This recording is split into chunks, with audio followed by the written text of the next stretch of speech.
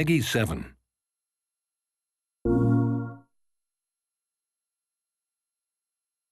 Hi, this is Brian Allgaier from Insomniac Games. I'm the creative director on Ratchet & Clank Into the Nexus.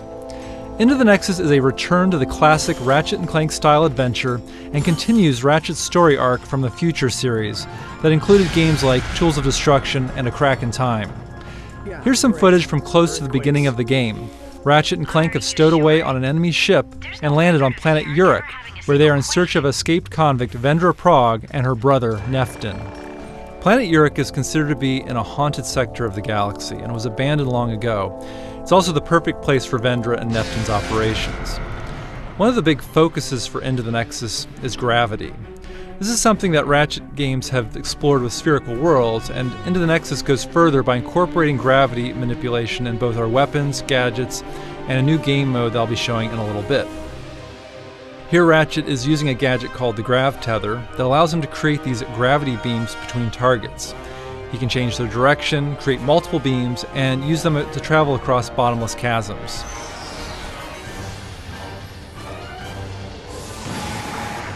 Like the earlier Ratchet and Clank games, this level has a hub area with branching paths. On the left path, Ratchet encounters some blade balls, which is a perfect situation for the Winterizer. This weapon delivers holiday cheer by firing out a string of snowflakes, holiday tunes, and an Arctic blast that transforms enemies into snowmen. So now Ratchet is traveling further into an enemy outpost using his grav boots. Some might recall this enemy faction called Thugs for Less that were featured in Going Commando, the second Ratchet and Clank game on the PS2. What do we get to kill some? Stay frosty, Thugs. The enemy could be anywhere. Alright, so these guys are just asking for it. So you can see these enemies have turned into their own unique version of snowmen. You can try the Winterizer on different enemies and each time get a different result. The weapon upgrades and will later drop holiday presents that give out health and ammo. In terms of gravity-based weapons, we have the Vortex Grenade, where you can fire out a vortex that sucks multiple enemies into the air, allowing Ratchet to pick them off or focus on other enemies. The Vortex Grenade is great for crowd control, and it upgrades to fire out multiple vortices.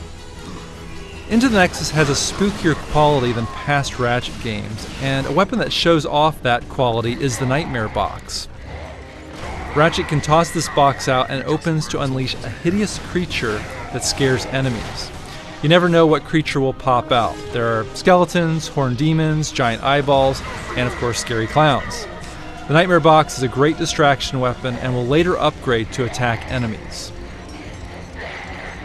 There's another weapon that seems kind of basic at first, but later upgrades and plays with gravity. The Temporal Repulsor is a great shotgun type weapon that knocks enemies back, but when it upgrades, it knocks them up into the air, putting them in a temporary stasis mode, allowing Ratchet to shoot them again to deliver a 1-2 punch and take them out of the action.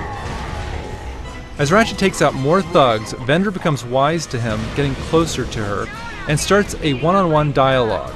This kind of villain-hero relationship has been very important in past games like Tools of Destruction and A Crack in Time, where we've had villains who had a connection to Ratchet or his past. In Nexus, Vendra is searching for her own kind, and this of course is in line with what Ratchet has been pursuing in past games where he's been trying to find his race, the Lombaxes. Vendra compares her quest with Ratchet's and believes the two of them are very much alike. In terms of the haunted spooky theme, the phrase we came up with during the early stages of production were exploring the darkness of space, where you are in these dark areas of the level and don't quite know where you're going. In this section, we have these ghostly anomalies that have given the sector its haunted label. Ratchet and Clank later learn that these ghosts are creatures called Nethers who have escaped from another dimension. Clank gets an upgrade where he can travel into Nexus points that take him into the Nether dimension where he has full control of gravity.